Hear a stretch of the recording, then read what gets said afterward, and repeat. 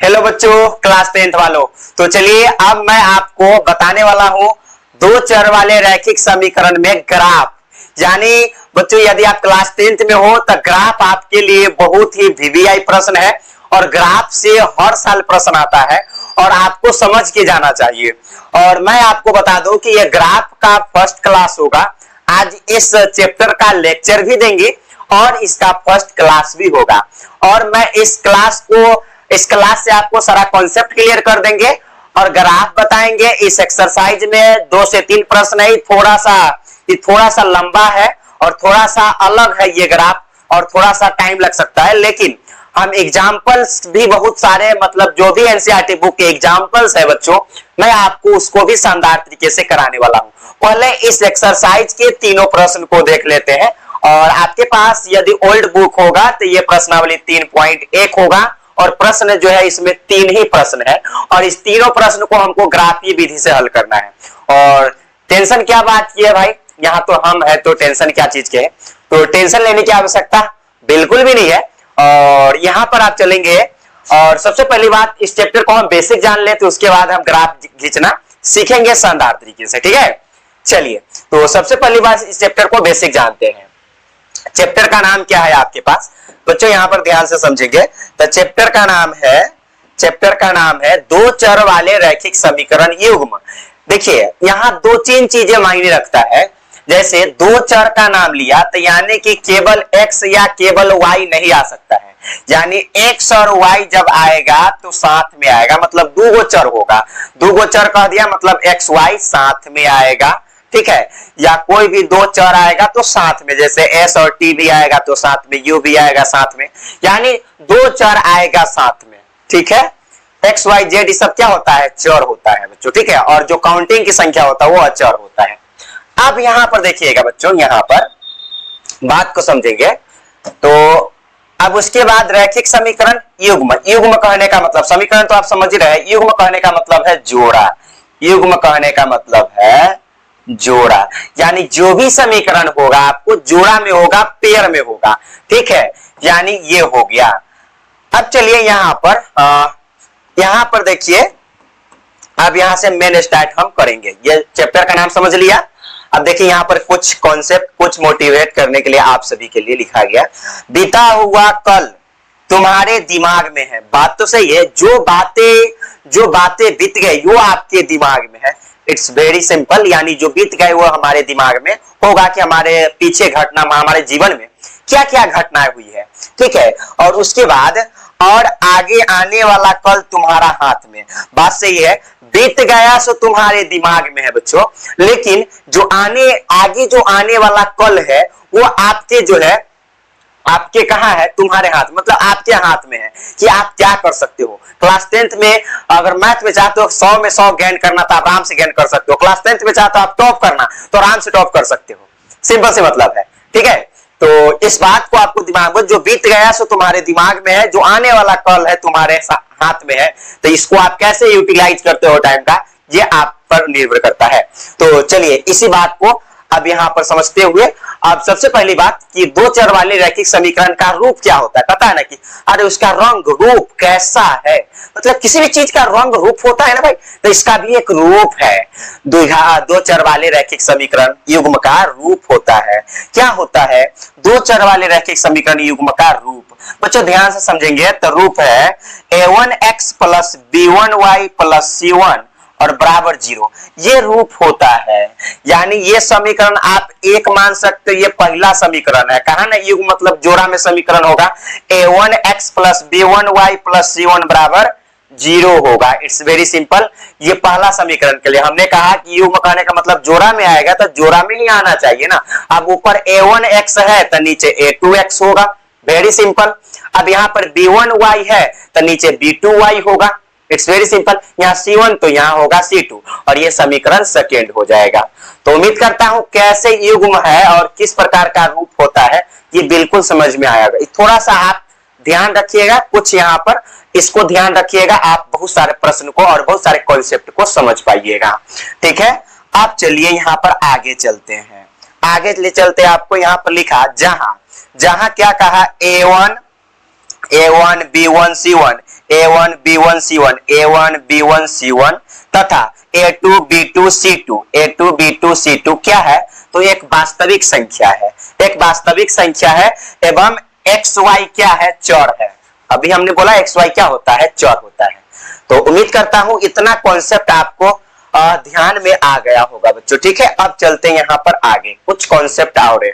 इस महत्वपूर्ण जो शर्त है, इंपॉर्टेंट फैक्ट है, इसको आपको ध्यान में रखना चाहिए बच्चों, बिल्कुल रखना चाहिए। जब आप ध्यान में रखेंगे तो बहुत सारे प्रश्न को बना पाएंगे शानदार तरीके से। ठीक है, अब यहाँ पर देखेंगे महत्वपूर्ण शर्त है, इंपॉर्टेंट कंडीशन है आपके पास, इंपॉर्टेंट फैक्ट है। देखिए, अनुपातों की तुलना, जैसे आपके पास एक समीकरण देता है कि एक समीकरण देता है कैसे, और मान लीजिए कि एक समीकरण हम लिख देते हैं 2x प्लस में 3y और बराबर 2, और यहां पर लिख देते हैं 3x माइनस में 2y और बराबर लिख देते हैं 3, और आपसे कहा अनुपातों की तुलना करना है। तो बच्चों आप समझ गए कि ये समीकरण नंबर फर्स्ट है। ठीक है, ये समीकरण नंबर सेकेंड है, यही अभी हमने बताया समीकरण फर्स्ट और सेकेंड। अब देखिए, अब अनुपातों की तुलना कैसे होती है। सबसे पहली बात हम निकालते हैं A1 बटा A2। A1 बटा A2 आपको पता है कि x के बगल वाला समीकरण फर्स्ट में जो था A1 था, अभी हमने बताया है, यानी A1 ये हो जाएगा आपका, ये हो जाएगा A1, ये हो जाएगा आपका B1 और लास्ट वाला जो है आपका C हो जाएगा। ठीक है, और यहाँ पर जो है आपका क्या हो जाएगा, और यहाँ वाला जो हो जाएगा नीचे, ये आपका हो जाएगा A2 और ये आपका हो जाएगा B2 और ये आपका हो जाएगा C2। समझ रहे, क्या हो जाएगा? C2 हो जाएगा। ओके, ये हो गया। अब जरा ध्यान से समझेंगे, तो यानी हम यहाँ पर हम क्या निकालना चाह रहे हैं? हम निकालना चाह रहे हैं बच्चों यहाँ पर A1 बटा A2। देखिए, A1 बटा A2, A1 का वैल्यू कितना है? 2 और A2 का वैल्यू कितना है? 3। आप आराम से, यही है अनुपातों की तुलना, मतलब बटा में करके निकालना। तो A1 बटा A2 निकाले तो 2 बटा 3 आया। ठीक है, अगर हम B1 बटा B2 निकालते हैं, B1 बटा B2, तो ये क्या आएगा? तो B1 का वैल्यू 3 है और B2 का वैल्यू यहाँ पर माइनस में 2 है नीचे। तो लेकिन एक बात शर्त है बच्चों कि नीचे माइनस नहीं रहता है, तो यहाँ हो जाएगा माइनस, ऊपर चला जाएगा तो -3 और बटा 2। और एक बात यहाँ पर कंफर्म हो गया बच्चों कि ये A1 बटा A2 ये बराबर नहीं आया किसके? B1 बटा B2 के, यानी ये जो है इसके बराबर नहीं आया। समझ रहे, यानी कहने का अर्थ ये हो गया कि A1 बटा A2 बराबर नहीं हुआ किसके? B1 बटा B2 के। यानी देखेंगे A1 बटा A2 2 बटा 3 है, लेकिन B1 बटा B2 आप देखेंगे -3 बटा 2 है। ठीक है, इस प्रकार से अनुपातों की तुलना किया जाता है।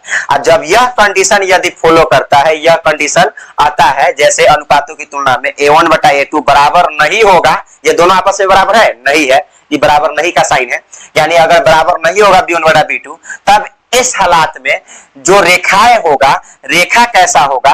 तो रेखा प्रतिच्छेदी होगा। रेखा कैसा होगा? प्रतिच्छेदी, यानी कि इस प्रकार से होगा, यहाँ पर प्रतिच्छेद करेगा, है ना। यहाँ पर देखिए ऐसे रेखा गया, ऐसे रेखा गया, यहाँ पर प्रतिच्छेद किया, तो इसको इस हालात में रेखा प्रतिच्छेदी होती है। इस बात को आपको ध्यान रखना है। और जब रेखा प्रतिच्छेदी होगा तो इसको हम संगत बोलते हैं। इस बात को ध्यान रखेंगे कि जब रेखा प्रतिच्छेदी होती है तो संगत बोलते हैं। और बच्चों ध्यान से समझेंगे कि रेखा तो अगर A1 बटा A2 बराबर नहीं बटा B2 तो रेखा होगा प्रतिच्छेदी, समझ गए आप। और लेकिन निरूपित जो बीजगणितीय निरूपण क्या होगा इसका, तो आप कहेंगे कि इसका हल क्या होगा?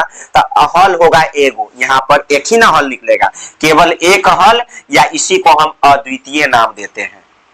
केवल एक हल कहने का मतलब है ऐसे यदि कट करता है तो इस जगह एगो ने एगो x के वैल्यू मिलेगा, एगो y का वैल्यू मिलेगा। ठीक है, इस जगह पर पहले x होता है, बाद में y होता है, यानी केवल एक हल होगा जब रेखा प्रतिच्छेदी होगा तब, या एक हल का दूसरा नाम अद्वितीय हल होता है। ठीक है बच्चों, अगर हम सेकेंड कंडीशन को ध्यान में रखते हुए चलते हैं, सेकेंड कंडीशन की बात करते हैं, इसके लिए दूसरा समीकरण को लेकर हम आपको बताते हैं।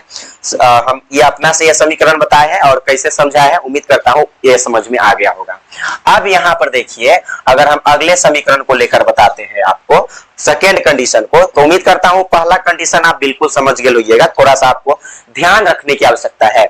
अगर मान लीजिए सेकेंड कंडीशन हम समीकरण लेते हैं, ये समीकरण है, समीकरण मान लीजिए यहां पर लिख देते हैं 2x प्लस में लिख देते हैं 3y और बराबर लिख देते हैं 2, और यहां पर लिख देते हैं 2x और यहां पर लिख देते हैं फिर से मान लीजिए 3y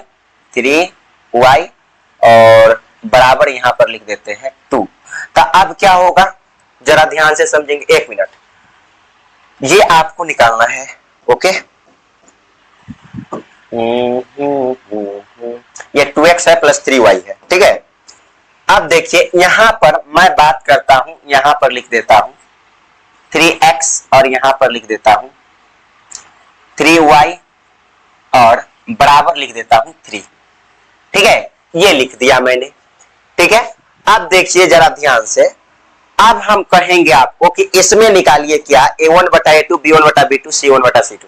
यानी अगर हम 2 को निकाले तो वहां स्पष्ट पता चल गया, लेकिन इसमें 3 को निकालना पड़ता है जब संपाती रेखाएं कहता है तब। देखिए अगर हम निकालते हैं a1 बटा a2, थोड़ा सा आपको ध्यान रखना पड़ेगा, कॉन्सेप्ट धीरे धीरे क्लियर हो जाएगा। a1 बटा a2, तो a1 का वैल्यू 2 बटा 3, फिर से कहेंगे b1 बटा b2, b1 बटा b2, b1 का वैल्यू 3 है और बटा 3 कट जाएगा, ठीक है, कट गया, रुक जाइए जस्ट 1 मिनट, थोड़ा सा ये कैजुअल हो गया तो ये तो मजा नहीं आएगा।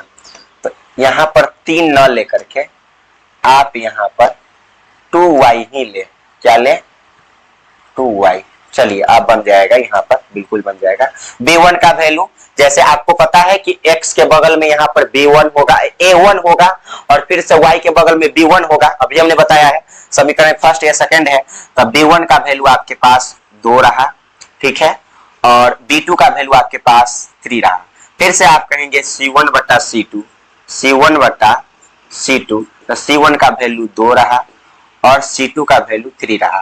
तो आप कहेंगे कि 2 बटा 3 सभी आपस में बराबर है, और जब ऐसा सभी आपस में बराबर हो, ये कंडीशन शामिल हो, तो आप कहेंगे कि ये कंडीशन में पूरे आपस में बराबर हो, b1 बटा b2 बराबर c1 बटा c2, सभी आपस में बराबर हो, तो आप कहेंगे कि इस हालात में रेखा होता है संपाती। और संपाती रेखा कहने का क्या मतलब है, संपाती रेखा कहने का मतलब है कि एक रेखा पर डबल रेखा चौहर कर जाता है ऐसे यूं, तो आप कहेंगे उसे संपाती रेखा, ठीक है। जैसे मान लीजिए संपाती कहने का मतलब है कि अगर हम दोनों हाथ को ऐसे करें, इस हाथ को तोप देते, इस हाथ को आप नहीं देख सकते, तो ये हो गया संपाती। जैसे ये संपाती है, एकदम सटा हुआ है, ठीक है, अगर इधर से देखेंगे तो इस साइड वाला दिखाई देगा, उस साइड वाला नहीं दिखाई देगा, यही संपाती है। एक ही रेखा पर डबल चढ़ के जाए तो संपाती, और संपाती को दूसरा नाम आप आश्रित भी बोल सकते हैं। मेनली रूप से आप संपाती ध्यान रखेंगे, इस संपाती रेखा, प्रतिच्छेदी संपाती,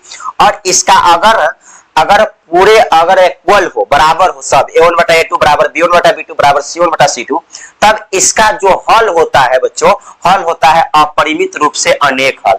क्या होता है, ध्यान रखेंगे बातों को ध्यान रखेंगे यहाँ पर, तो ये हल क्या हो जाएगा, अपरिमित रूप से अनेक हल, ठीक है, अपरिमित रूप से अनेक हल हो जाएगा, इस बात को ध्यान रखेंगे। लास्ट वाला, अगर मान लीजिए कि लास्ट वाला हम इस जगह थोड़ा सा चेंज कर देते हैं, यहां पर लिख देते हैं 3 और यहां लिख देते हैं मान लीजिए 4। अब देखिए, अब यहां पर लास्ट वाला आप बदल सकते हैं। अब अगला मान लीजिए, अगला क्वेश्चन हो गया ये थर्ड कंडीशन को समझाने के लिए, ये हमने समझा दिया, ये भी समझा दिया, थर्ड कंडीशन को समझाने के लिए।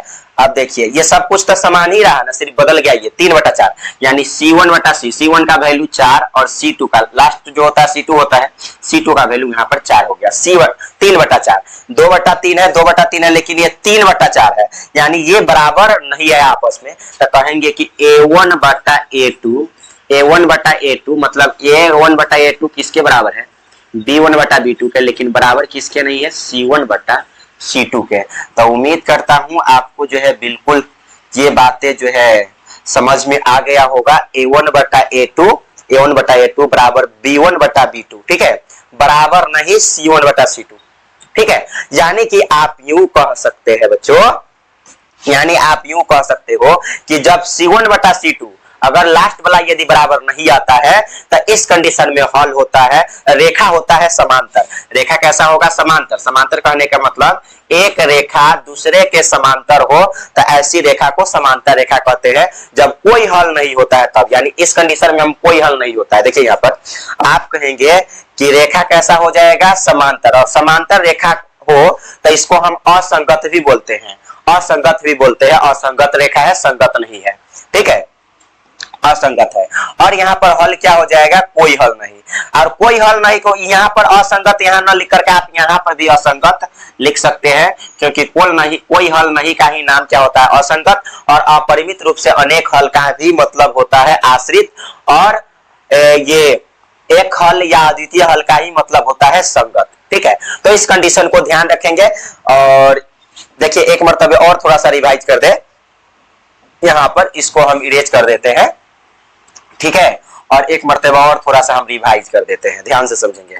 बस आपको याद रखना है, अनुपातों की तुलना करेंगे, ठीक है, और कहेंगे कि A1 बटा A2 अगर बराबर नहीं आएगा B1 बटा B2 के, A1 बटा A2 बराबर नहीं आएगा B1 बटा B2 के, B1 बटा B2 के, तो आप कहेंगे रेखा होगा प्रतिच्छेदी, ठीक है, केवल एक हल होगा। इस बात को ध्यान रखिएगा, ठीक है, केवल एक हल होगा। अगर हम दूसरा कंडीशन, ये पहला कंडीशन हो गया, दूसरा कंडीशन की बात करते हैं, A1 बटा A2 बराबर B1 बटा B2 बराबर C1 बटा C2, मतलब सब आपस में बराबर हो तो रेखा होता है संपाती। रेखा कैसा होता है? संपाती, ठीक है, रेखा होता है आपका संपाती। बच्चों रेखा संपाती कहने का मतलब एक रेखा दूसरे पर चढ़ कर गया, इसको हम आश्रित भी बोलते हैं।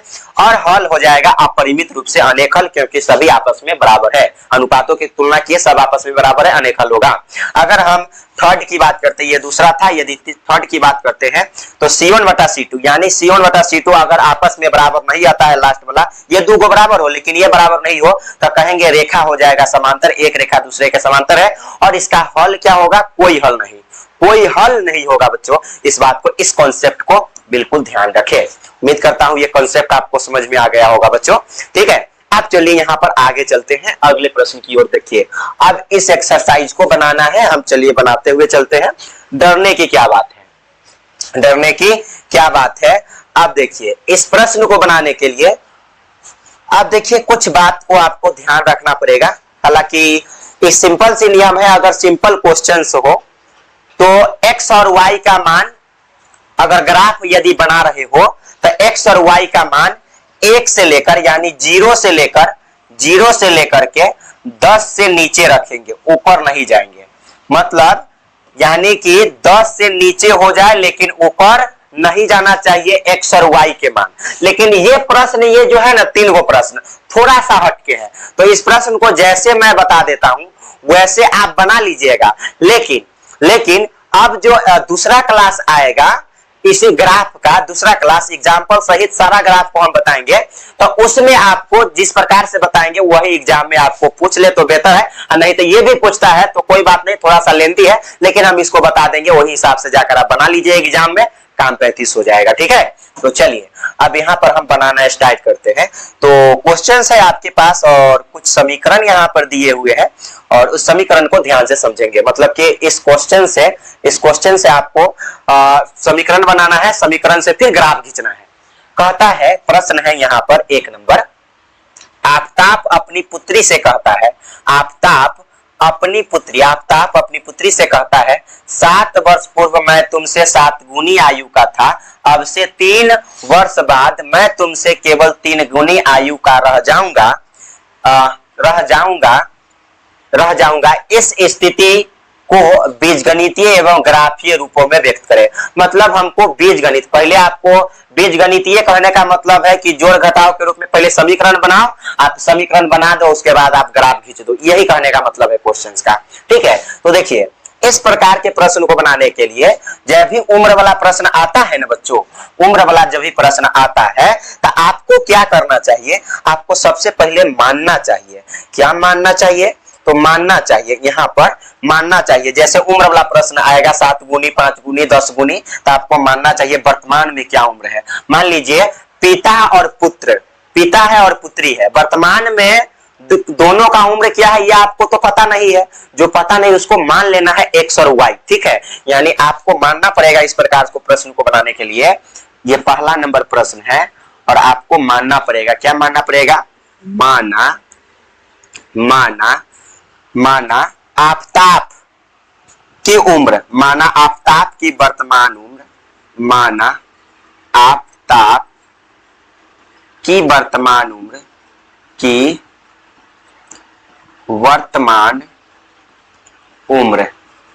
ठीक है। माना आफताब की वर्तमान उम्र x वर्ष है, ये आपको मानकर बनाना पड़ेगा, ठीक है। x वर्ष है, हमको ग्राफ खींचना है, खींच के बताएंगे, टेंशन नहीं लीजिए। अब यहाँ पर फिर से आपको आफताब की पुत्री का वर्तमान उम्र चाहिए। आफताब की पुत्री, आफताब की पुत्री, ठीक है। आफताब की पुत्री की वर्तमान उम्र, ये आपको मानना पड़ेगा, मजबूरी है। वर्तमान उम्र, ठीक है, वर्तमान उम्र कितना होगा, तो आप कहेंगे y वर्ष, ठीक है, ये मान लिए y वर्ष। अब देखिए यहाँ अगर हम पिता की उम्र, आफताब यानी पिता है और ये आफताब की पुत्री है, यानी आफताब की उम्र x वर्ष, तो आफताब की पुत्री का उम्र हम y वर्ष मान लिए। अब देखिए प्रश्न से अगर हम चलेंगे तो प्रश्न से क्या कहता है, प्रश्न से कहता है आफताब x है, आफताब यानी कि x है, ध्यान से समझेंगे, बिल्कुल समझ में आएगा, टेंशन लेने की आवश्यकता नहीं है। आफताब ये x हो गया, आफताब किससे कहता है, आफताब अपनी पुत्री से कहता है 7 वर्ष पूर्व। अगर 7 वर्ष पूर्व की बात कहा बच्चों, तो ऐसा नहीं कि 7 वर्ष पूर्व अगर पिता का उम्र कम था तो हमारा उम्र ज्यादा था, ऐसा बात नहीं है, ऐसा बात नहीं है। अगर पिता का उम्र अगर 7 वर्ष पहले थोड़ा कम रहा होगा तो इसका मतलब मेरा भी तो उम्र कम ही रहा होगा ना। 7 वर्ष पहले, पूर्व कहने का मतलब है पहले, यानी पहले, तो आप कहेंगे कि 7 वर्ष पूर्व कहा मतलब पिता में से भी 7 वर्ष माइनस होगा और बेटी यानी बेटी में से भी 7 वर्ष माइनस होगा। वही कह रहा है, अपनी पुत्री से कहता है 7 वर्ष पूर्व, 7 वर्ष पूर्व मतलब दोनों में से 7 वर्ष को घटा दिए। वर्ष पूर्व तुमसे मतलब अपनी बेटी से कहता है, तुमसे, ये बेटी है उसका, तुमसे 7 गुनी आयु का था, मतलब 7 वर्ष पूर्व कितने गुनी के था, 7 गुनी आयु के था। 7 वर्ष पूर्व मैं मतलब ये आफताब अपनी पुत्री से कहता है कि मैं तुमसे कितनी गुनी आयु का था, 7 गुनी आयु का था। 7 इसमें गुना करना है, न कि इसमें, थोड़ा सा ध्यान रखना है। अब देखिए, अब से 3 वर्ष बाद, अब क्या कहता है, पहले इस समीकरण को बना लेते हैं, फिर यहाँ आप क्रॉस करेंगे। अब इससे आगे हम आगे बनाएंगे, मतलब पहले इस समीकरण को हम बना लें। यहाँ पर देखिए समीकरण आपको क्या आ जाएगा, x माइनस 7 तो x माइनस 7 बराबर तो बराबर 7 से y में गुना करेंगे तो 7y आ जाएगा, माइनस तो माइनस 7 से 7 में गुना करेंगे 49 यानी 49 आ जाएगा। अब यहाँ पर आ जाएगा x और उधर प्लस में 7y, इधर आएगा तो माइनस में 7y और बराबर कितना है, माइनस में 49 है, ठीक है, 49 है। अगर मान लीजिए कि ये समीकरण नंबर फर्स्ट रहा, ये समीकरण फर्स्ट कैसे आया, उम्मीद करता हूं आपको समझ में आ गया होगा, ठीक है। अब चलिए यहां पर, अब फिर से प्रश्न से आप पता है, अब से 3 वर्ष बाद कहेगा तो प्लस करना है ना कि माइनस, ठीक है। तो अब आपको प्लस करना है, तो मान लीजिए कि 3 वर्ष यानी कितने वर्ष, 3 वर्ष बाद कहता है, यानी पिता में भी, पिता x है तो पिता में भी 3 वर्ष ऐड कर देना है। कितना वर्ष, कहेंगे कि पिता में भी 3 वर्ष ऐड कर देना है और पुत्री में भी 3 वर्ष ऐड कर देना है। हो गया, दोनों बराबर हो जाएगा, ठीक है, आपस में 3 वर्ष ऐड कर देना है। अब से 3 वर्ष बाद मैं मतलब आफताब कहता है, अपनी पुत्री से कहता है कि मैं तुमसे केवल 3 गुनी आयु का रह जाएगी, मतलब इससे, मतलब अपनी बेटी से कहता है कि 3 वर्ष बाद मैं तुमसे केवल 3 गुनी आयु का रह जाएगा, मतलब इसमें गुणा करना है, ठीक है। अब देखिए यहाँ पर क्या हो जाएगा, तो कहेंगे x तो x प्लस 3 तो प्लस यहाँ पर 3 हो जाएगा। अच्छा 1 मिनट, जस्ट 1 मिनट, ये कुछ गड़बड़ हो गया यहाँ पर, ये यहाँ तक तो सही है, ये देखिए ये 1 मिनट रुक जाइए, जस्ट 1 मिनट, हम इधर ही बना देंगे। पहले ये समीकरण देखिए, यहाँ पर कुछ गड़बड़ हो गया। देखिए x है और कितना है, और कितना है यहाँ पर, देखिए x है माइनस, उधर प्लस में 7y, इधर आएगा तो माइनस में 7y, और यहाँ पर माइनस में 49, और इधर माइनस में 7 है, उधर जाएगा तो प्लस में 7 होगा ना बच्चों। ठीक है, तो यहाँ पर हो जाएगा x और यहाँ पर हो जाएगा माइनस में 7y, और बराबर घटा लेंगे तब माइनस में 42, यानी 49 में से 7 गया तो 42। अब यहाँ पर ये समीकरण नंबर फर्स्ट हुआ। ओके, अब यहाँ पर हम चलते हैं आगे और इस समीकरण को बात कर लेते हैं। ठीक है, ओके, अब देखिए यहाँ पर अगर हम बात करते हैं, ठीक है, यानी ऐसे ही बनाना है आपको, नीचे यहाँ पर जगह हो तो आप बना लीजिएगा, सिंपल से मतलब है। अब देखिए ये बीजगणितीय निरूपण हो गया समीकरण फर्स्ट का, अब ये इसको बनाना है। अब क्या होगा यहाँ पर, बराबर देखिए 3 से y में गुना करेंगे तो 3y हो जाएगा, प्लस तो प्लस 3 तिहाई कितना हो जाएगा 9। ठीक है, ये हो गया। अब यहाँ से आ जाएगा x, ठीक है, अब यहाँ से क्या आ जाएगा जरा ध्यान से समझेंगे, तो ये x है तो x, उधर प्लस में 3y, इधर आएगा तो माइनस में 3y हो जाएगा, और बराबर क्या हो जाएगा 9 तो 9, इधर प्लस में 3, उधर जाएगा तो माइनस में 3, और यानी क्या आ जाएगा x माइनस 3y, और बराबर 9 में से 3 घटा के 6। ये समीकरण नंबर कौन सा है, सेकंड है। ओके, ये समीकरण नंबर कौन सा है, सेकंड है। जस्ट 1 मिनट बच्चों, ठीक है, चलिए यहाँ पर, चलिए अब यहाँ पर ये समीकरण सेकेंड आ गया। अब जैसे ही समीकरण सेकेंड आ जाता है तो अब आपको ग्राफ खींचना है। ग्राफ खींचने के लिए अगर समीकरण दिया हो ना तो ग्राफ खींचना आसान हो जाता है। ठीक है, चलिए किस प्रकार से खींचेंगे वो जरा ध्यान से समझेंगे। ग्राफ खींचने के लिए आपको x और y का वैल्यू निकालना पड़ेगा, x और y का वैल्यू निकालना पड़ेगा। देखिए सबसे पहले हम चलते हैं समीकरण फर्स्ट से। ठीक है, यहाँ पर लिखना पड़ेगा समीकरण फर्स्ट से, समीकरण फर्स्ट से। समीकरण फर्स्ट के लिए हम बना रहे हैं, तो समीकरण फर्स्ट क्या है, तो समीकरण फर्स्ट है आपके पास, ध्यान से समझ सकते हैं। देखिए ना, आपको हम ग्राफ खींचकर बताएंगे, टेंशन नहीं लीजिए। ठीक है, तो देखिए x और माइनस 7y और बराबर कितना है, माइनस में 42 है। ठीक है, अब यहाँ पर आपको करना है x के मान निकाल लेना है। x बराबर माइनस 42 तो 42, इधर माइनस में 7y, उधर जाएगा तो प्लस में हो जाएगा 7y। ठीक है, अब यहाँ से x और y के वैल्यू निकालना है। ठीक है, अब यहाँ से x और y के वैल्यू, तो देखिए एगो आपको यहाँ पर x और y के दो को मान निकाल लेंगे, काम 35 हो जाएगा। देखिए कैसे निकालते हैं, कैसे निकालते हैं, ग्राफ ही खींचना है ना, तो एक तरफ x लिख लीजिए और एक तरफ y लिख लीजिए। ठीक है, और दो को मान निकाल लीजिए, आपका काम 35 हो जाएगा, ज्यादा सोचने की आवश्यकता नहीं है। ठीक है, अब देखिए आपको क्या करना है बच्चों, यहाँ पर आपको करना है कि y के मान क्या रखे, क्या रखे कि आपका जो है y का मान बटा में नहीं आवे, बटा में नहीं आवे। ऐसे सामान्य तौर पर x और y के वैल्यू 0 से लेकर के 10 के बीच में आप मान, एगो को मान रखेंगे, एगो अपने आप आ जाएगा। ठीक है, 0 से 10 तक आप मान रख सकते थे, और 0 से 10 के बीच में x और y का मान आप ज्ञात कर सकते थे। लेकिन ये प्रश्न थोड़ा सा अलग है, तो इसको कैसे बनाया जाए। देखिए इसमें आपको क्या करना पड़ेगा, तो इसमें आपको थोड़ा सा यू कदर से, अगर मान लीजिए कि आप इस कदर से इसको आप बनाते हैं तो कैसे करेंगे, चलिए कुछ आप समझिए ले इस प्रश्न को। इस प्रश्न के जरिए आप अन्य प्रश्न को भी बना सकते हैं, थोड़ा सा कॉन्सेप्ट आपको दे दें ताकि बेहतर हो। ठीक है बच्चों, क्या, चलिए तो देखिए आपको माइंड में क्या सोचना है। मान लीजिए कि ये हो गए आप, ठीक है बच्चों, ये हो गए, मान लीजिए कि आपके ये सुंदर सा मुंह हो गया, ये आप हो गया। आपको सोचना क्या है, आपको सोचना क्या है, ठीक है बच्चों, तो आपको ये बातें सोचना है, या आपको सोचना है कि x या y, x और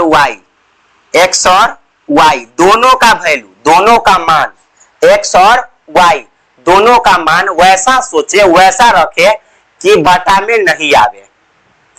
मतलब अगर मान लीजिए कि हमको x बराबर इतना है ना, हमेशा आप x बराबर निकालेंगे तो ये समीकरण को निकाल सकते हैं। x बराबर हम यहाँ पर निकाले हैं ना, तो यहाँ पर भी आप x बराबर ही निकालेंगे, डजंट मैटर। अब देखिए कि आपको इस y की जगह पर क्या मान रखना है, क्या मान रखे कि x का वैल्यू, y के मान क्या रखे कि x का वैल्यू यानी y के क्या मान रखे कि x का वैल्यू जो है 10 से नीचे आ जाए, 10 से नीचे आ जाएगा तो बेहतर होता है।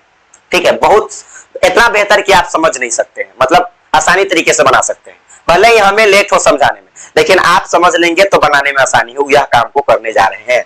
ठीक है, अब देखिएगा, तो यानी आपको सोचना है कि y का क्या मान रखा जाए कि x का वैल्यू जो है बटा में नहीं आवे, 10 से नीचे आवे, और 10 से नीचे आवे, और मान आप y का वैल्यू आप क्या क्या रख सकते हैं, तो रख सकते हैं 0, 1, -1, 2, -2, 3, -3, ठीक है, 4, -4, 5, -5, ठीक है, 6, -5, -6, 7, -4, इस प्रकार से y का मान आप रख देंगे तो x का वैल्यू बिल्कुल आ जाएगा। ये मान आपको अपनी माइंड में सोच करके रखना पड़ेगा कि क्या रखे y का मान कि x का वैल्यू बटा में नहीं आवे और 10 से नीचे आवे। ठीक है, चलिए ज्यादा बेहतर होगा इस प्रकार से बनाने में। अब देखिए y का मान हमने क्या, अगर मान लीजिए कि अगर 0 रखते, y के वैल्यू अगर आपके दिमाग में ही चलता कि नहीं जाते, y की जगह पर 0 रखते हैं तो x बराबर देखिए तो -42 और प्लस तो प्लस 7 तो 7। अगर y के वैल्यू अगर पहले अगर मान लीजिए कि यहाँ पर 0 रखते तो क्या होता है, यहाँ पर 0 रखते तो -42 और प्लस 7 से 0 में गुणा करेंगे 0, यानी माइनस में 42 आ जाता, तो -42 10 से कम है, ये तो बहुत हो गया ना, यानी ये होइबे नहीं करेगा बच्चों। यहाँ आगे तक आप रखते जाइएगा तो ये होइबे नहीं करेगा, यानी ये मान नहीं रखाएगा। यानी रखाएगा क्या, आप यहाँ पर रख सकते हो, आप यहाँ पर आप डायरेक्ट यहाँ पर 5 रखिए। मान लीजिए 5 रखोगे तो क्या होगा, x बराबर आपके पास है -42 प्लस 7y। ठीक है, माइनस में 42 प्लस में 7y है ना, देखिए माइंड में सोचना है आपको, और ये x बराबर है ना, x बराबर, तो मान लीजिए तो x बराबर यहाँ पर क्या आ जाएगा, अगर y के वैल्यू माइंड में आपको सोच के रखिए कि y के वैल्यू हम कितना रखते हैं 42 और प्लस में 7, y के वैल्यू यदि 5, ठीक है, y का वैल्यू 5 लिख रहे हैं तो y x का वैल्यू क्या आता है -42 प्लस 7 बचे 35। अब यहाँ पर कितना आ गया, तो आप कहेंगे 35 में से 42 को घटाएंगे माइनस में तो माइनस आ जाएगा यहाँ पर 7। अब देखिए बच्चों ध्यान से समझना है कि यदि हम y का वैल्यू 5 रखे, ये अपना से रखना है आपको, y का वैल्यू यदि हमने 5 रख लिया तो x का वैल्यू -7 आया। क्या आया यहाँ पर, -7 आया। अब आपको इसी प्रकार से सिंपल सी मतलब है कि y के जगह पर यदि 5 रखते हैं तो 7 बचे 35 हो जाएगा, y के वैल्यू हो गया 5 तो 7 बचे, यहाँ पर हो जाएगा 35, और 35 में से 42 को घटाएंगे -42 को, तो यहाँ पर 7 बचेगा, माइनस में कि प्लस में, माइनस में, क्योंकि माइनस का चिन्ह ज्यादा है तो ये x का ही वैल्यू आएगा ना, ये x से बराबर ना आएगा, सिंपल सी मतलब है। तो ये हो गया x के वैल्यू -7। अब आपको एक मान को और निकालना है, सिंपल सी आप निकाल सकते हैं। 5 के बाद अगर मान लीजिए कि हम 6 रख कर देखते हैं तो क्या होगा, यहाँ पर 6 रख के आप यहाँ पर ये तो हम ऐसे बता दिए, मान लीजिए कि यहाँ पर 6 रखेंगे, y के जगह पर यदि आप 6 रखते हैं तो क्या हो जाएगा, x बराबर -42 है तो -42 और प्लस तो प्लस 7 तो 7, और y के जगह पर कितना रख दिया हमने, y के जगह पर हमने 6 रख दिया तो हो जाएगा -42 और प्लस 7 6 कितना 42, घटा लेंगे तो 0, यानी ये x से बराबर ना था बच्चों, ये x से बराबर ना है, यानी x बराबर कितना आ गया 0। तो सिंपल सी मतलब है कि अगर y के वैल्यू हमने 6 रखा तो x बराबर कितना आ गया, तो x बराबर जैसे 7 6 42, 42 में से 42 घटाएंगे 0, यानी x बराबर कितना आ गया 0। ये आपको ये समीकरण फर्स्ट से चले तो ये पॉइंट आ गया, ये बिंदु आ गया। ठीक है, उम्मीद करता हूं आपको समझ में आ गया होगा बच्चों। ठीक है, अब यहाँ पर ध्यान से समझेंगे, अब हम समीकरण सेकेंड से चलते हैं। चलिए यहाँ पर है समीकरण, तो यहाँ पर ही लिख देते हैं समीकरण सेकेंड से। तो समीकरण सेकेंड क्या है आपके पास, ये है x - 3y बराबर 6, और इस प्रकार से आप सबको बना सकते हैं, डजंट मैटर। समझ रहे हैं बच्चों, बस आपको ध्यान रहे कि x और y के वैल्यू 10 से नीचे आना चाहिए, और मान y का वैल्यू क्या रखना है 0 1 2 3 4 रखना है, मतलब आगे बढ़ाते जाना है। 10 से ऊपर जाएगा तो थोड़ा सा बनाने में कैजुअल हो जाएगा, मेरा मानना है कि 10 से नीचे रखिए, काम 35 हो जाएगा। x y का वैल्यू 10 से नीचे आना चाहिए। अब देखिए यहाँ पर आप यहाँ पर कहेंगे x बराबर कितना आ जाएगा 6, तो 6 इधर माइनस में 3y इधर जाएगा तो प्लस में 3y आ जाएगा। ठीक है। अब देखिए यहाँ पर आगे समझेंगे तो अब यहाँ पर फिर से आपको एक बॉक्स बनाना है। ठीक है, एक बॉक्स बनाना है। ठीक है, एक बॉक्स बनाना है। एक मिनट, थोड़ा सा छोटा हो गया, कुछ ज्यादा ही छोटा हो गया, तो इसको थोड़ा सा बड़ा कर लेते हैं। ये x है एक तरफ और एक तरफ y। ठीक है, अब मानिए दोस्तों कि y के वैल्यू क्या रखा जाए। आपको पता है कि पहले जीरो से स्टार्ट करते हैं, जीरो एग्जिस्ट नहीं करता है तब यहाँ पर हम आगे बढ़ते हैं। सिंपल सी मतलब है। अगर मान लीजिए कि अगर हम रखते हैं यहाँ पर जीरो, क्या रखते हैं, जीरो, y के वैल्यू जीरो रखने से क्या फर्क पड़ेगा, तो y के वैल्यू यदि हम जीरो रखते हैं तो x बराबर कितना है, x बराबर है 6 और प्लस में है 3y। ठीक है, तो यहाँ पर x बराबर कितना आ जाएगा, 6 प्लस 3 और y के जगह पर कितना हमने रखा, जीरो। जीरो पहले जीरो ही रखना है तो क्या हो जाएगा, 6 और प्लस 3 से जीरो में गुना करेंगे जीरो, तो यहाँ पर आ जाएगा 6। ठीक है, 6 आ जाएगा। यानी कि y के वैल्यू यदि जीरो रखा है, जीरो, तो x के वैल्यू कितना आ गया है, 6। अब देखिए 10 से नीचे है ना और बटा में भी नहीं है तो काम तो चलिए जाएगा ना। चलिए जीरो रख दिए, जीरो के बाद आप क्या रख सकते हो, 2 रख सकते हो, सिंपल से मतलब है। 2 3 भी, 1 भी रख सकते हो, सिंपल। जीरो के बाद क्या लिख सकते हैं आप, 1 लिख सकते हैं। चलिए जीरो है, अगर मान लीजिए y के वैल्यू 1 रखते हैं तो x बराबर आपके पास है 6 प्लस 3y, तो कहेंगे 6 और प्लस 3 और y के वैल्यू 1, यानी y के जगह पर कितना, 1 रखना है, तो हो जाएगा 3 इकाई 3 और 6 तो 6 और प्लस कितना, 3 इकाई 3 और 6 3 9 हो जाएगा। ठीक है, यानी यहाँ हो जाएगा कि y के वैल्यू यदि हमने 1 रखा तब x बराबर कितना आ गया, तो यहाँ पर 9 आ गया। बस ये आपको थोड़ा सा अपना से आइडिया लगाना है और बनाना है। ठीक है, तो इस प्रकार से आपको आइडिया लगाना है और बना लेना है। समझ में आया, कुछ समझ में आया या नहीं आया? ठीक है, उम्मीद कर रहा हूं आपको समझ में। अब देखिए, अब यहाँ पर ग्राफ खींचना है। थोड़ा सा लेट तो लगेगा लेकिन मैं आपको समझाने, मतलब कि समझाने आया हूं, क्या कीजिएगा। अब देखिए आगे चलते हैं और ग्राफ इसको खींचकर बताते हैं कि किस प्रकार से ग्राफ खींचते हैं। आपको पता है कि x का वैल्यू -7 है और 6 और 9 है, यानी कि x का वैल्यू कहां तक है, मैक्सिमम 9 तक है। माइनस में है और प्लस में है, प्लस में 9 तक और माइनस में 7 तक, यही है x का वैल्यू। और y का वैल्यू प्लस में 6 तक और यहां पर भी 6 तक है। देखिए कैसे बनाते हैं ग्राफ। आपको खींचने के लिए याद रहे कि मान कहां तक है, x का वैल्यू मैक्सिमम 9 तक है, ये प्लस में 9 है लेकिन माइनस में 7 तक है। ठीक है, चलिए इसको बनाते हैं। ठीक है, इस लाइनिंग पर क्या करना है, सीधा, तो हमने सीधा कर दिया। देखिए यहाँ पर लाइनिंग पर हमने सीधा कर दिया, पूरा टाइटली कर दिया। अब मतलब आपको भी ऐसा ही करना है। अब फिर से एक और लेते हैं, एक और लेते हैं। यहाँ पर ये y वाला हो जाता है अगर हम बीचों बीच एक और खींच ले ऐसे, ये क्या हो जाएगा बच्चों, ये हो जाता है x वाला। अब देखिए अब क्या क्या है इसमें, क्या क्या चीजें है,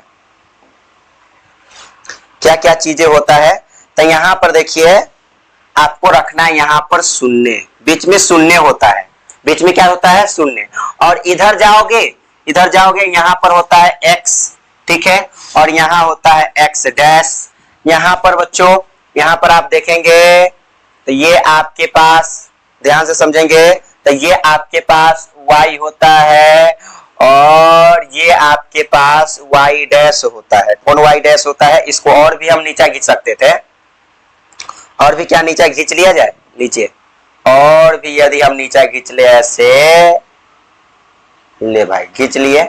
आप भी ऐसे आर पार कर सकते हो, टेंशन लेने का सकता नहीं है। ये हो जाएगा y डैश।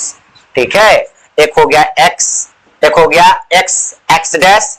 इधर जाओगे मूल बिंदु, ये बीच वाला होता है मूल बिंदु से उस साइड जाओगे तो प्लस में x लेना है, अगर मूल बिंदु से इधर जाना है तो x डैश लेना है। ठीक है, ठीक है।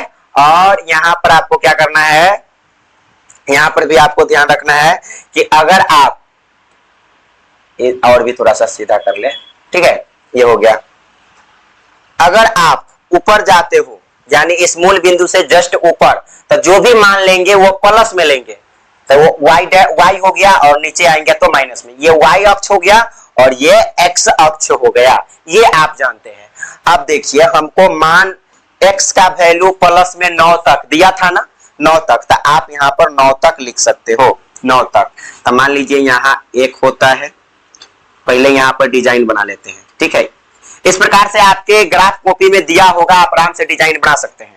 इस दाहिने हाथ की तरफ क्या जाना है, प्लस में, तो यहाँ होगा 1, यहाँ होगा 2, यहाँ होगा 3, यहाँ होगा 4, ठीक है, ये 9 तक। और यहाँ पर इधर आपको x डैश की ओर चलेंगे, x डैश की ओर, मतलब इस मूल बिंदु से इधर, तो माइनस में होगा सारा मान, तो उधर प्लस में था, इधर जाइएगा तो माइनस में। यानी यहाँ पर पहले सजा लीजिए अच्छा से, इसको हम इसलिए ऐसे करते हैं ताकि अच्छा लगे, ठीक है। ये लाइन आपको दिखाई दे रहा होगा, आपके भी कॉपी में होगा, होगा नहीं बल्कि रहता ही है, ठीक है। तो कहेंगे तो यहाँ हो जाएगा क्या, तो यहाँ हो जाएगा आपके पास, जस्ट 1 मिनट, देखिए यहाँ हो जाएगा -1, -2, -3, -4, -5, -6, -7, -8, -9, ठीक है। इस प्रकार से आपको डिजाइन बनाना है, खींचना है। अब क्या करना है आपको, जैसे हमने यहाँ किया है वैसे 7 तक था ना, हम आगे बढ़ा दिया 9 तक, कोई फर्क नहीं पड़ता है, आपको भी बीचों बीच करना है और जितना आगे जाए कर लेना है, ठीक है। अब आपको यहाँ पर एक और चीजें करना है, सेम उसी प्रकार से ऊपर यहाँ क्या होगा, पहले डिजाइन बना लेते हैं। ये डिजाइन अच्छा लगने के लिए ऐसे बना लेते हैं, ठीक है। हमको मेन मकसद है सिखा देना, थोड़ा लेट लगे लेकिन आपको सिखा देना। 1, 2, ये हो जाएगा 3, ये हो जाएगा 4, ये हो जाएगा 5, 6, 7, 8 और भी ऊपर जा सकता है, जितना का आवश्यकता पड़ेगा देख लेंगे हम, ठीक है। यहाँ 9 भी लिख सकते हैं आप, क्या फर्क पड़ता है। नीचे आएंगे तो सब माइनस में हो जाएगा, यानी पहले डिजाइन बना लीजिए, पहले आप डिजाइन बना लीजिए, ठीक है। हमने बना लिया डिजाइन, बिल्कुल बना लिया, ठीक है, यहाँ पर बना लिया। तब आपको क्या करना चाहिए, लिखना चाहिए माइनस में, जैसे ऊपर गए तो प्लस में, ठीक है, और नीचे आएंगे तो माइनस में। तो माइनस में हो जाएगा 1, माइनस में 2, माइनस में 3, ठीक है, माइनस में 4, माइनस में 5, माइनस में 6, माइनस में 7, माइनस में 8, यानी और भी नीचे आप जा सकते हैं, यानी आपके कॉपी में जैसा भी होगा वैसे। इस प्रकार से बनाइए ना, आप कोई भी प्रश्न को बना लीजिएगा। आप चलिए यहाँ, उम्मीद करता हूं कि ये कैसे लिखना है ये समझ में आ गया होगा। अब सबका मान देखते हैं, क्या क्या मान दिया है।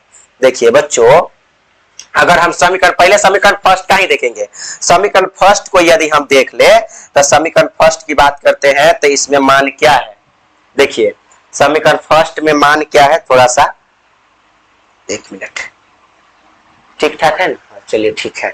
अगर हम बात करते हैं मान का, तो x के पहले x के वैल्यू देखना है, फिर y के वैल्यू देखना है। आप देखिए समीकरण फर्स्ट में आप देखोगे तो क्या हो जाएगा, x का वैल्यू -7, y का वैल्यू 5, x के वैल्यू -7, y के वैल्यू 5, x का वैल्यू -7 कहाँ है, जरा ध्यान से देखेंगे। x के वैल्यू तो x वाला हो गया, माइनस तो इधर होगा ना, तो x के वैल्यू -7 ये रहा यहाँ पर, और y का वैल्यू आपने क्या देखा है, सॉरी यहाँ पर देख लीजिए, y का वैल्यू आपने क्या देखा है, यहाँ पर आप देखिएगा तो y का वैल्यू 5 था ना, y के वैल्यू 5, तो y के वैल्यू 5 कहाँ है, y का वैल्यू 5, तो नीचे तो माइनस में है, 5 ऊपर जाएगा प्लस में, यानी कि आप कहेंगे कि एगो -7 और 5 अगर इधर से आया और यू इधर से गया तो कहाँ मिलेगा, ई बिंदु पर मिलेगा। तो ये पहला बिंदु, एक बिंदु से आप रेखा को नहीं खींच सकते हैं, ठीक है, तो ये पहला बिंदु हो गया -7 और 5, तो इस जगह इधर से जाएगा, ये इधर से इस जगह टच करेगा, तो ये पहला बिंदु हो गया। अगर हम दूसरा बिंदु को देखते हैं तो x के वैल्यू 0, y के वैल्यू 6, यानी x के वैल्यू 0 और y के वैल्यू 6, तो x के वैल्यू 0 और y के वैल्यू 6, देखिए x के वैल्यू 0, x के वैल्यू तो x के वैल्यू यहाँ पर होगा 0 और y के वैल्यू 6 ऊपर जाएगा प्लस में कि नीचे, y का वैल्यू 6 मतलब ऊपर ना जाएगा प्लस वाला, यानी यहाँ पर आएगा 0 और y के वैल्यू दोनों को यहाँ और यहाँ टच करेंगे तो इस जगह पर मिलेगा। यानी आप यदि दो बिंदु मिल गया तो ग्राफ खींचना आसान हो गया। देखिए आप आराम से लीजिए और खींच दीजिए दो बिंदु से लेकर के। आप आराम से कैसे लेंगे, इस प्रकार से लीजिए और आराम से खींच सकते हो, टेंशन लेने की आवश्यकता नहीं है, ऐसे। ठीक है, देखिए कैसे खींचते हैं। अगर मान लीजिए कि आपको ये है, दो गो से मिलाकर चलना है ना, आप जितना लंबा मन है उतना लंबा खींच लीजिए, हम थोड़ा सा सबको ठीक ठाक कर देते हैं। ठीक है, तो ये देखिए ये हो गया आपका। ठीक है, ये अब थोड़ा सा इसको और भी नीचे करते हुए चलेंगे। ठीक है, इस बिंदु से इस प्रकार से आपको खींचना है। तो ये हो गया पहला, ये पहला रेखा हो गया। ठीक है, देखिए इस प्रकार से खींचना है, तो ये हो गया पहला रेखा हो गया। और यहाँ पर आप देखोगे मेरे भाई, तो बस आपको ग्राफ खींच देना है। तो ये क्या क्या है, यहाँ पर -7 है, लिख ही देते हैं, आपको भी लिख देना है जैसे हम लिख देता हूं। यहाँ पर -7 है और कितना है 6, -7 और यहाँ पर देखिए माइनस, ये हुआ -7, यहाँ पर डॉट डॉट लाइन से मिलाएंगे तो यहाँ पर 5, यानी 7 और कॉमा 5, ये हो गया 7,5। और यहाँ पर क्या हो जाएगा, पहले x बाद में y होता है, तो x के वैल्यू यहाँ पर क्या था 0 और y के वैल्यू 6, यानी हो जाएगा 0 और कॉमा 6, 0,6, ये हो गया। और ये रेखा भी हो गया कंप्लीट। यदि आप इस समीकरण को लिखना चाहते हैं तो इस पर एक समीकरण भी बैठा दीजिए जो आपके अथी में दिया गया है। समीकरण क्या था, समीकरण फर्स्ट का, समीकरण फर्स्ट ये था x - 7y बराबर -42, x - 7y बराबर -42, x - 7y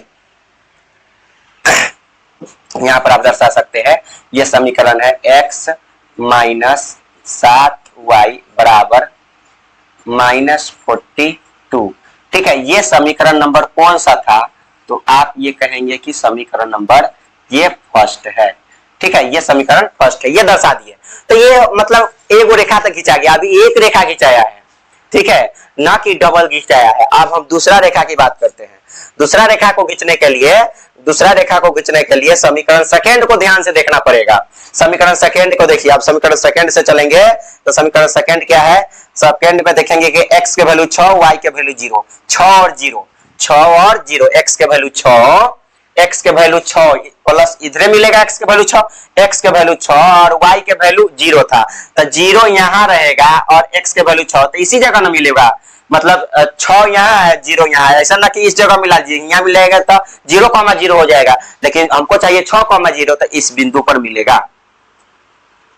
ठीक है, इस बिंदु पर मिलेगा। चलिए दूसरा कलर उसको दिखा देते हैं, इस वाले बिंदु पर मिलेगा। पहला पॉइंट ये हो गया। अगर हम दूसरा पॉइंट की बात करते हैं बच्चों, यहाँ पर ध्यान से समझेंगे। दूसरा पॉइंट आपके सामने क्या है, 9 और 1, यानी x के वैल्यू 9 और y के वैल्यू 1। ठीक है, 9 और 1, यानी एगो 9 यहाँ हो गया x के वैल्यू और y के वैल्यू 1, ऊपर होगा कि नीचे कहेंगे, ऊपर होगा प्लस में, तो इधर से जाएगा और ये इधर से आएगा, तो कैसे मिलेगा जरा ध्यान से समझेंगे, ये किस प्रकार से मिलेगा।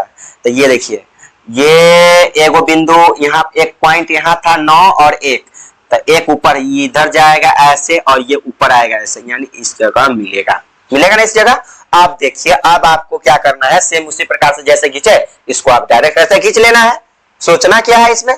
अब देखिए यहाँ पर अब खींच लीजिए, मान लीजिए कि इसी रेखा को हम उठा कर लिया है और रख देते हैं इसी जगह, लीजिए ऐसे, किस प्रकार से, थोड़ा सा यहाँ पर टेढ़ करते हुए आपको दो रेखा को लिखना है। ये देखिए, आप ऐसे ना कि उस साइड, मतलब ग्राफ के उस साइड निकाल देना है, इसी साइड रहने देना है। ये हो गया आपका, बस ये हो गया कंप्लीट।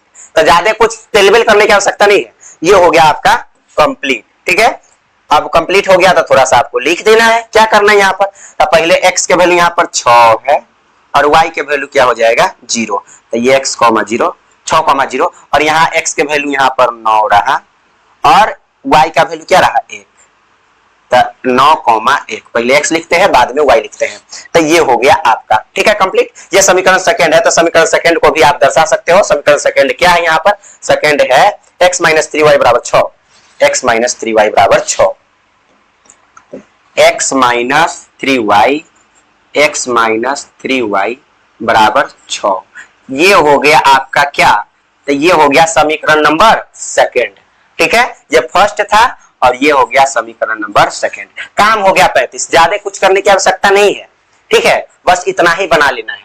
आज जिस प्रकार से बनेगा उसी प्रकार से आपको बना देना है और देखेंगे कि आपको ये पता चलेगा कि ये रेखा एक बिंदु पर आप जब आगे जाते जाते जाते ऐसे ऐसे जाएगा ना, ऐसे जब जाएगा कैसे जाएगा, ऐसे जाते जाते जाते जाते जाते यहाँ मिलेगा आगे, यानी प्रतिच्छेदी रेखा होगा, लेकिन पता नहीं चल रहा है तो चलिए कोई बात नहीं, यहाँ पर एक बिंदु पर जाकर ये मिलता, ठीक है, प्रतिच्छेदी ही रेखा होगा, ठीक है, एक बिंदु पर आगे जाओगे ना तब मिलेगा। चलिए ज्यादा उसमें ज्यादा करने की आवश्यकता नहीं है, आप यू इस प्रकार से बना सकते हैं इस, ठीक है। चलिए तो ये पहला बनकर हो गया रेडी यानी कंप्लीट। ओके, अब चलते हैं हम प्रश्न संख्या 2 पर। मानना है, माना 2 नंबर प्रश्न है आपके पास, ठीक है, यहां पर मानना है, माना बल्ले की कीमत, मान लेते हैं हमको 3 बल्ला है और एक उन बल्ले का कीमत मान लेना है। मान लीजिए कि बल्ले की कीमत, एक बल्ले की कीमत, माना एक बल्ले की कीमत, बल्ले की कीमत, एक बल्ले की कीमत, एक बल्ले की कीमत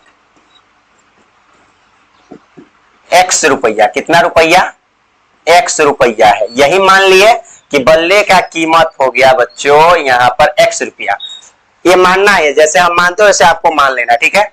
फिर से बल्ले है और एक, अब बल्ले नहीं अब गेंद, ठीक है, एक गेंद की कीमत, एक गेंद की कीमत मान लेते हैं y रुपया होगा, बल्ले की कीमत x रुपया, गेंद की कीमत y रुपया।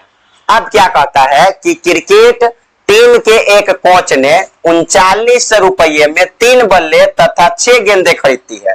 तो मान लीजिए आप मार्केट में जाते हैं तो क्या कहते हैं, मान लीजिए सब्जी रहा 30 रुपये केजी, तो कहेंगे कि 30 रुपये केजी है तो 2 केजी आप जो है कोई भी सब्जी आप मतलब खरीदने जाते हो, सब्जी का नाम लेते हैं, दे दीजिए।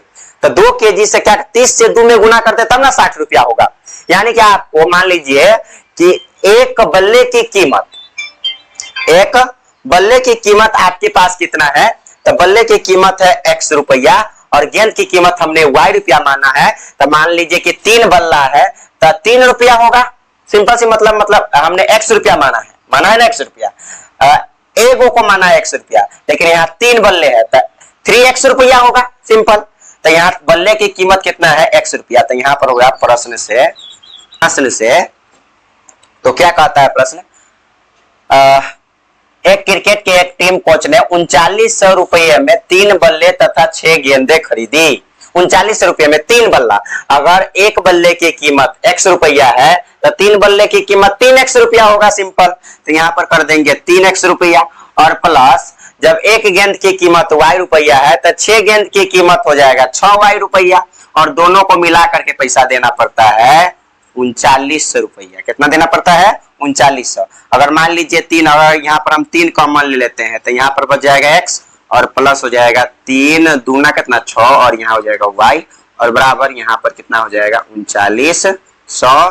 3 से इसको काट दीजिए तो हो जाएगा 1300। कितना हो जाएगा 1300, यानी कि 3 से इसको काट दिए और 3 कॉमन यहाँ लिए तो ये हो गया, 3 कॉमन लिए तो x बच गया प्लस तो प्लस और 3 दूना कितना 6y तो y और बराबर यहाँ 1300 मतलब है 3 इकाई 3 और 3 तिहाई 9 और डबल जीरो यहाँ पर, यानी x प्लस 2y बराबर यहाँ पर 1300 आ गया। ठीक है, ये आपका समीकरण फर्स्ट हो गया। ओके, ये समीकरण कौन सा हो गया फर्स्ट। अगर हम बात करते हैं आगे सेकंड समीकरण, अब आगे क्या कहता है, बाद में उसने एक और बल्ला, मतलब एक बल्ला, तो मान लीजिए एक बल्ला, एक और बल्ला खरीदा बाद में ठीक है, तो एक और बल्ला खरीदता है बाद में, तो एक बल्ला की कीमत है 100 रुपया, तो एक को ना खरीद रहा है तो क्या रुपया हो जाएगा, तो यहाँ पर क्या रुपया होगा जरा ध्यान से समझेंगे। एक वो खरीद रहा है एक बल्ला तो 100 रुपया होगा, 100 रुपया, ठीक है 100 रुपया और प्लस कितना कै वो गेंद, उसी प्रकार की 2 है, ठीक है 2 है, इस बात को ध्यान रखेंगे। तो कहा कि एक बल्ला तथा उसी प्रकार दो गेंदे की कीमत 1300 रुपया है। तो यहाँ पर हो जाएगा दो गेंद, मतलब एक गेंद की कीमत y रुपया, तो दो गेंद की कीमत 2y रुपया, और दोनों को मिला करके पैसा देता है 1300। ये समीकरण हो गया सेकेंड। अब आपको तो ग्राफ बनाना है। ग्राफ बनाने के लिए क्या करोगे मेरे भाई? ग्राफ बनाने के लिए यहां पर लिखना पड़ेगा समीकरण नंबर फर्स्ट से। समीकरण फर्स्ट से, तो समीकरण फर्स्ट से यदि बात करते हैं तो समीकरण फर्स्ट कितना है? x प्लस 2y बराबर 1300 है। अगर यहाँ पर x बराबर करते हैं तो क्या हो जाएगा? 1300, तो 1300 इधर प्लस में 2y उधर जाएगा तो माइनस में 2y। एक्स वाई का वैल्यू यहाँ से निकाल लीजिए, ठीक है। एक्स वाई का वैल्यू यहाँ से निकाल लेना है, तब तो यहाँ मजा आ जाएगा ना, ठीक है। एक्स और वाई के वैल्यू यहाँ पर निकाल लेना है। चलिए निकाल लेते हैं। अब देखिए एक्स वाई का वैल्यू, एक्स का वैल्यू निकालना है और एक वाई का वैल्यू निकालना है। एक एक्स के वैल्यू चाहिए और एक वाई के वैल्यू चाहिए। अब देखिए यहाँ 1300, बहुत बड़ा गैप हो गया।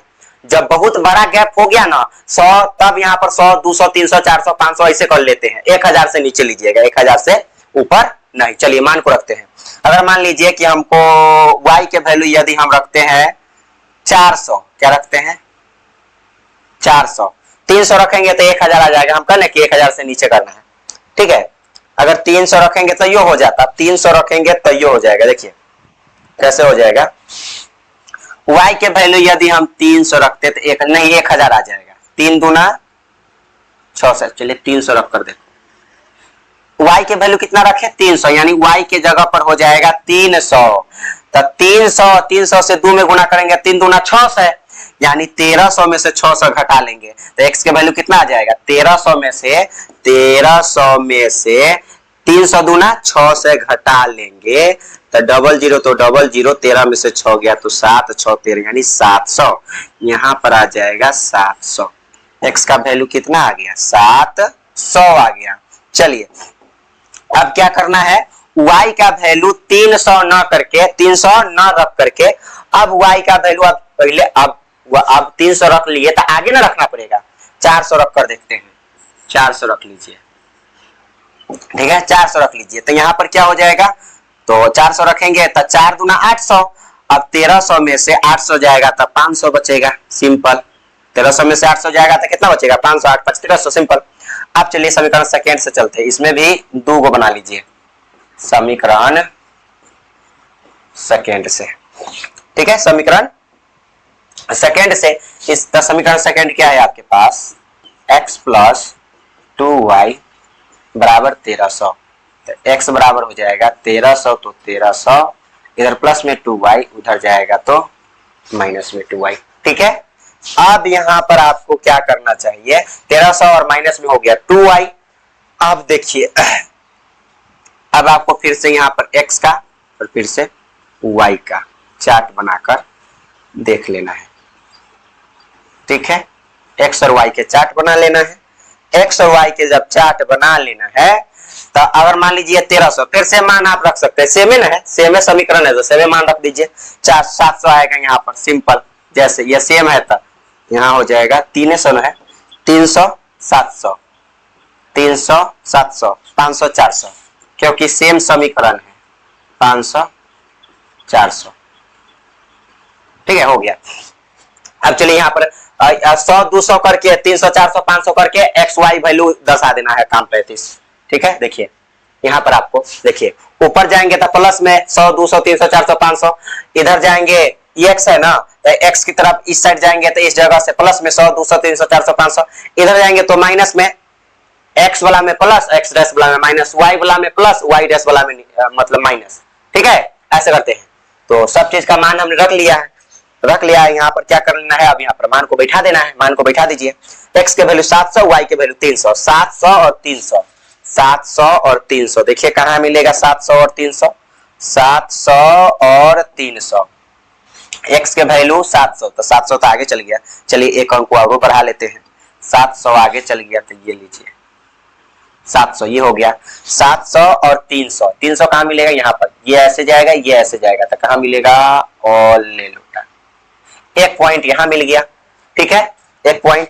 अच्छा दूसरा पॉइंट कहां मिलेगा, 500 400, 500 400, x के वैल्यू 500, y के वैल्यू 400, 500 हाई 400, तो ये ऐसे जाएगा, ऐसे जाएगा, यहाँ ये ऐसे जाएगा, ये ऐसे जाएगा, तो यहाँ पर मिलेगा, ठीक है। अब यहाँ पर ग्राफ खींच दीजिए, क्या फर्क पड़ता है, लीजिए ऐसे खींच देना है, तो ज्यादा सोचने की आवश्यकता है नहीं, बस यहाँ पर अच्छे से कर देना है काम 35, लीजिए ना ऐसे कर दीजिए, क्या फर्क पड़ता है यहाँ पर,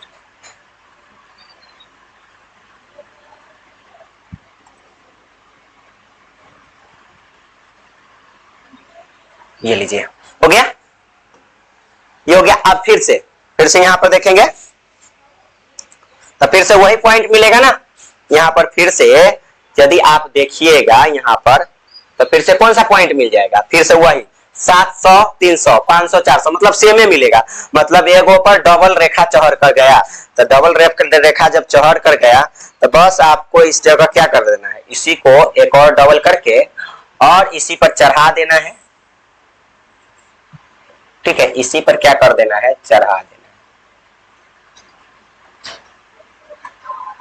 है, डबल रेखा है ना, लीजिए हो गया डबल रेखा, ये लीजिए हो गया, एक रेखा पर डबल रेखा चढ़कर चला गया, पॉइंट लिखना है, पॉइंट लिख लीजिए, संपाती रेखा हो गया, ज्यादा सोचने की क्या बात है, इसमें समीकरण पता नहीं चल रहा है तो समीकरण नहीं लिखिएगा, कोई फर्क नहीं है, तो यहाँ पर लिख लीजिए आप क्या क्या हो गया, x के वैल्यू 700 और y के वैल्यू 300, 700 और 300।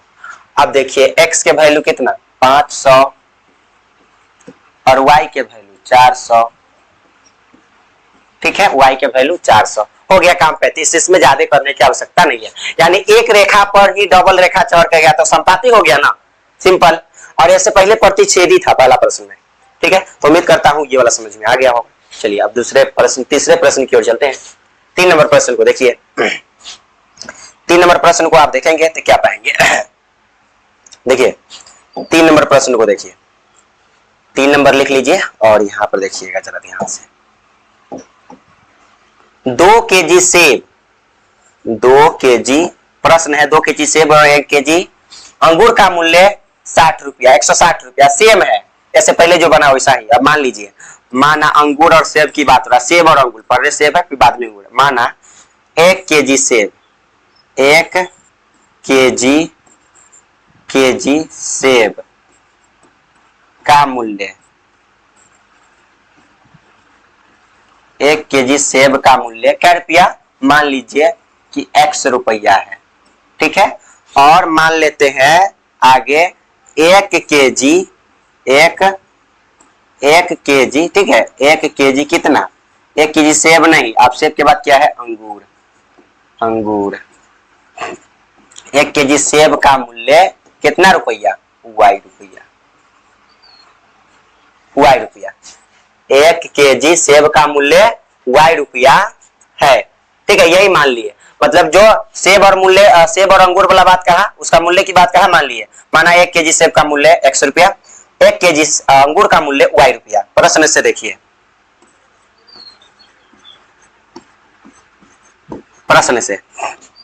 प्रश्न से आप देख पाएंगे, क्या पता चलेगा आपको, यहां पर देखिए, अगर हम बात करते हैं प्रश्न से, तो 2 केजी सेब है, अगर 1 केजी सेब का मूल्य x रुपया है, 1 केजी सेब का मूल्य x रुपया है, तो 2 केजी सेब का मूल्य 2x रुपया प्लस सिंपल, और 1 केजी सेब का मूल्य y रुपया, तो 1 केजी सेब है तो y रुपया होगा, और दोनों को मिला करके पैसा देता है 160 रुपया। ये समीकरण हो गया फर्स्ट, ठीक है। अब अगर सेकेंड की बात करते हैं, 1 महीने बाद 4 केजी सेब, 4 केजी कहने का मतलब 4 केजी सेब है, मतलब 1 केजी सेब का मूल्य x रुपया, तो 4 केजी 4x रुपया, और प्लस ऐड कर देना है आपको कितना, 4 केजी, और 2 केजी अंगूर का मूल्य 300 रुपया, 2 केजी मतलब y रुपया। अंगूर का मूल्य कितना है? 300 रुपया। कितना रुपया है? 300 रुपया। अब आपको क्या कर लेना है, ये समीकरण अभी सेकेंड नहीं मानना है। जैसे ये दोनों को मिलाकर के पैसा दिया 300, 300 रुपया हो गया। अब आपको यहाँ पर दो कॉमन ले लेना है। दो कॉमन ले लेंगे तो यहाँ पर बच जाएगा 2 दूना कितना? 2 दूना 4 और प्लस यहाँ पर y, क्योंकि 2 कॉमन ले लिए तो y बच गया और बराबर हो जाएगा 300। 300 से इसको काट दीजिए, 300 से इसको काट दीजिए 150 बार में। ठीक है, 150 बार में तो हो जाएगा यहाँ पर 2x प्लस y बराबर 150। ठीक है, 150। अब आपको यहाँ पर क्या करना चाहिए, आप समीकरण फर्स्ट आप बनाना है आपको ग्राफ। समीकरण फर्स्ट से चलेंगे, फर्स्ट से। तो समीकरण फर्स्ट क्या है, यहाँ पर 2x है प्लस y है बराबर 160 है। तो यहाँ हो जाएगा 2x बराबर 160, तो 160 इधर प्लस में y, उधर जाएगा तो माइनस में y, और x बराबर आ जाएगा 160 और माइनस y और बटा कितना? 2। ठीक है, और यहाँ पर आपको चार्ट बना लेना है। चार्ट बना लीजिए और ग्राफ ही खींचना है ना, ग्राफ खींच लेंगे, क्या फर्क पड़ता है। चार्ट बनाइए पहले। x का वैल्यू चाहिए और y का वैल्यू चाहिए, ये नहीं चाहिए। 2 को मान निकाल लीजिए, काम 35 हो जाएगा। ठीक है, कितने मान निकाल लीजिए? 2 मान निकाल लेते हैं। अब देखिए y का क्या मान रखे। अब देखिए 160 एक बड़ा नंबर है। 160 क्या है? एक बड़ा नंबर है। तो जब बड़ा नंबर हो ना तो इसको आप यूं कदर से देखें, जैसे 10, 20, 30, 40, 50, 60, 70, 80 ऐसे मान रख कर देखिए, पता चल जाएगा, बन जाएगा। ठीक है, अगर मान लीजिए कि y के वैल्यू क्या रखे, बटा में है, भाग करने पर जो है इतने कितना आ जाए। ठीक है, मान लीजिए कि y के वैल्यू यदि हम 10 रखते तो 160 में से 10 घटाते तो कितना बचता? थोड़ा सा लंबा है तो बनाना इसे सोचना पड़ेगा आपको। यही 3 गो प्रश्न थोड़ा सा हार्ड है, उसके बाद आसान होगा। बस 1 से 10 तक मान रखिएगा, बन जाएगा। ठीक है, अब देखिए यहाँ पर मान लीजिए कि इसकी जगह पर हम मान रखते हैं, चलिए मान रखते हैं 10 रखेंगे तो 160 में से 10 जाएगा तो 150 बचेगा। 150 को 2 से भाग दिया जाएगा तो यहाँ पर 75 आ जाएगा। खोट आ जाता है, खोट मतलब कि पहाड़ा में आ जाता है, मतलब खोट आ जाता है। इसका ऐसे नहीं आना चाहिए। इस मान को रखने के लिए मान लीजिए कि इस मान पर रखते हैं 40, y की वैल्यू 40 रखने से क्या होगा, 160 में से 40 को घटा लेंगे तो कितना बचेगा? 120 बचेगा। 120 बटा में 2 आ जाएगा, भाग दे देंगे, 60 मरतबे कट जाएगा। यानी यहाँ x के वैल्यू 60 आ जाएगा। समझ रहे हैं? यानी अगर y के वैल्यू 40 रखे तो x के वैल्यू कितना आ गया? 60। y के वैल्यू 40 न रखकर रखते हैं 50, चाहे मान लीजिए 60 रखते हैं। कितना रखते हैं? 60 रख लीजिए। y का वैल्यू यदि 60 रखते हैं, y का वैल्यू 60 रखते हैं तो 160 में से 60 को घटाएंगे तो 160 में से 60 को घटाएंगे 100 बचेगा। यानी 100 और बचता यहाँ पर 2 आ जाएगा और काट लेंगे 50 बार में। कितना बार में? 50 बार में। यानी यहाँ आ जाएगा 50। सिंपल। ठीक है, अब समीकरण सेकेंड से चलिए। समीकरण सेकेंड से चलोगे, क्या हो जाएगा जरा ध्यान से समझे। सेकेंड क्या है आपका? यही है 2x। ठीक है, 2x और प्लस y और बराबर कितना? 150। अब यहाँ पर फिर से यदि हम करते हैं 2x और बराबर 150 तो 150, इधर प्लस में y, उधर जाएगा तो माइनस में y, और यहाँ से x बराबर कितना आएगा? 150 माइनस y और बटा में कितना आ जाएगा? 2। ठीक है, बटा में 2। अब आपको फिर से आपको x और y के वैल्यू चाहिए। चार्ट बना लीजिए यहाँ पर। ठीक है, चार्ट बनाना जरूरी है, चार्ट बनाना तो जरूरी है। जस्ट 1 मिनट, चार्ट बनाना आपका जरूरी है। ये हो गया x और ये हो गया y।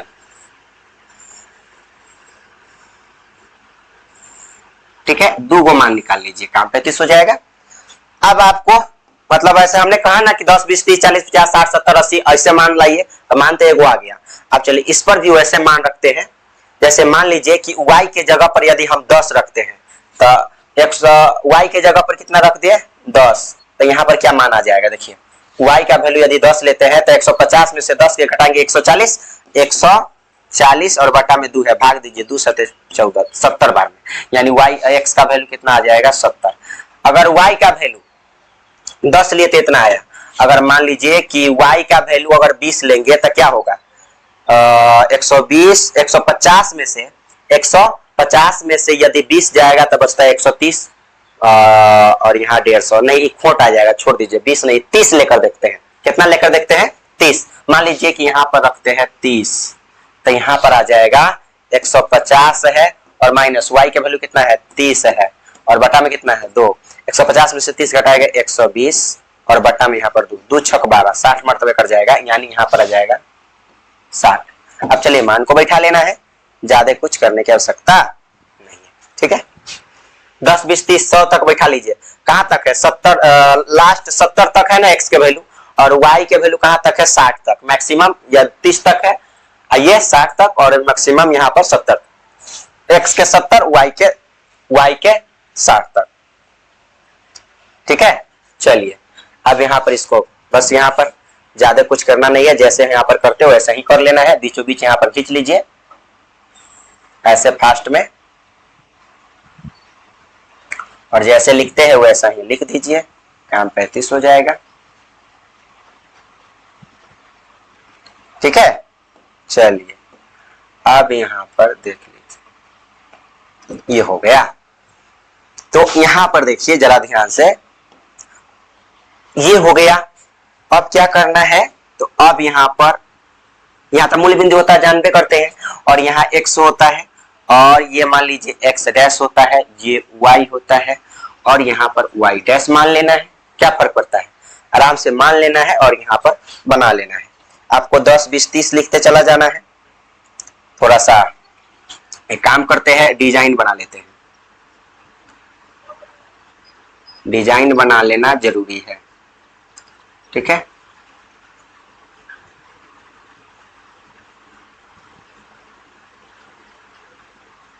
ठीक है, ये हो गया डिजाइन, आप इस प्रकार से बना लीजिए।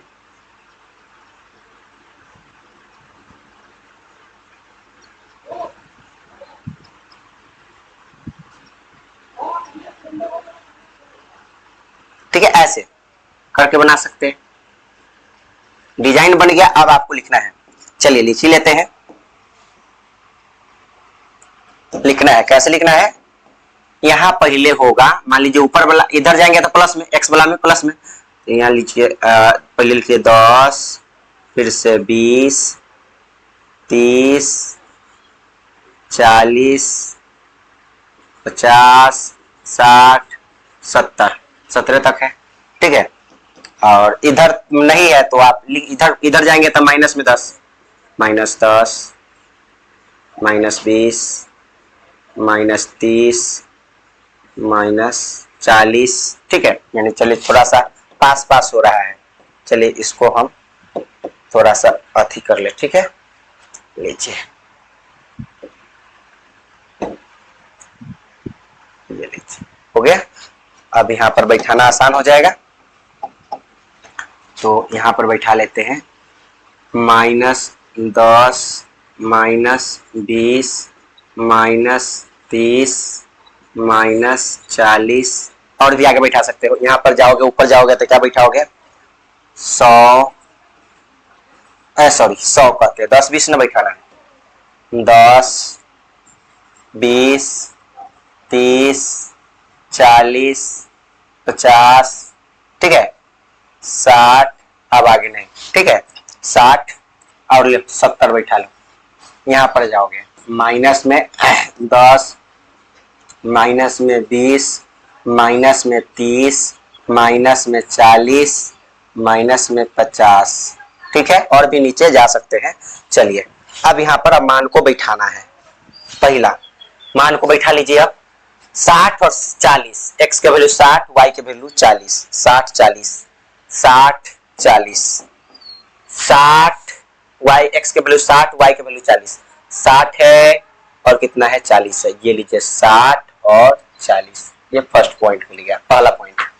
उसके बाद 60, 40 के बाद 60, 40, उसके बाद 50, 60, 50 60, 50 और y के वैल्यू 60, तो 50 यहाँ 60 ऊपर, तो लीजिए 50 और ये को कितनी है 60, तो 50 है और 60 ये है, नहीं ये भी नहीं है, ऊपर जाएगा ना, देखिए 50 है और 60 इधर से जाएगा इधर से जाएगा, टकराएगा कहाँ यहाँ पर, ठीक है, ये ऐसे ये ऐसे, ठीक है, ये हो गया हो गया ओके। अब यहाँ पर दो गो पॉइंट मिल गया, ग्राफ आप खींच सकते हैं, लीजिए ग्राफ खींच लीजिए, आप आराम से ग्राफ खींच सकते हो, ये लीजिए ऐसे, ठीक है। अगर आप ऐसे खींचना चाहोगे, लीजिए ऐसे लंबा भी आप कर सकते हैं,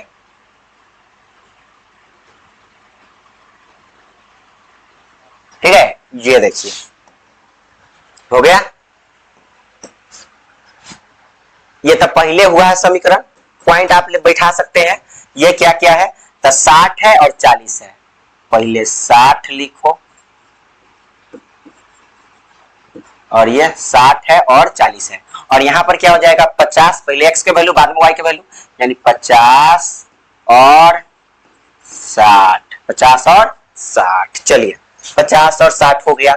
अगर हम समीकरण की बात करते हैं तो समीकरण ये कौन सा है, समीकरण पहला का था, तो 2x प्लस वाई बराबर 160, 2x प्लस वाई बराबर 160, 2x प्लस वाई बराबर 160, ये 2x प्लस वाई बराबर 160, ये समीकरण नंबर फर्स्ट है, ठीक है। चलिए और भी यहाँ पर देख सकते हो सेकेंड से गधा, 70 और 10, 70 x के वैल्यू 70, y के वैल्यू 10, 70 10, देखिए 70 10 किधर है, 70 और 10, यानी x के वैल्यू 70, y के वैल्यू 10, तो 70 और 10 इसी जगह मिलेगा, ले पहला पॉइंट ये मिल गया। और भी देखो दूसरा पॉइंट के खोजते हैं, 60 और 30, 60 और 30, x के वैल्यू 60, y के वैल्यू 30, 60 30, 60 और 30, ये ऐसे जाएगा ये ऐसे जाएगा, कहाँ मिलेगा, इस जगह मिलेगा, समझ रहे, ये ना 60 और 30। अब चलिए अब आपको ग्राफ खींच लेना है, सोचना इसमें क्या है, देखिए दो पॉइंट से जितना लंबा जाएगा आप जा सकता है और खींचा जा सकता है, ठीक है, ये देखिए